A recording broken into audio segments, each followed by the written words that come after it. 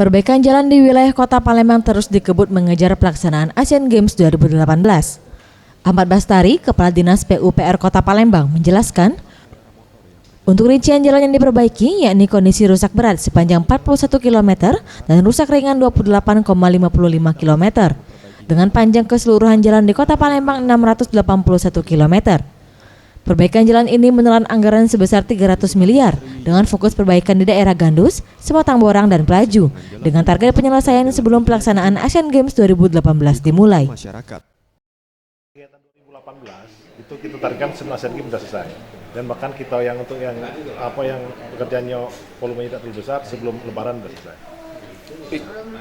Ini fokus untuk jalan yang di tengah kota atau memang yang berada di luar Palembang, Pak? Atau seluruhnya semua harus selesai? Semuanya harus selesai. Kita sudah koordinasi juga dengan Balai Jalan Nasional, dengan PU Provinsi, termasuk juga dengan jalan pelabuhan ini, pelabuhan tadi.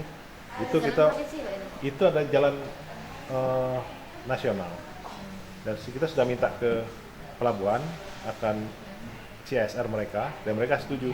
Mungkin mulai besok. Merupakan tanggung jawab pihak PT Waskita Karya. Nantinya jalan yang rusak dari Bandara SMP 2 sampai Jakabaring akan mulus dan dibenahi sesuai dengan hasil rapat bersama pemerintah pusat. Tim Liputan Sriwijaya TV.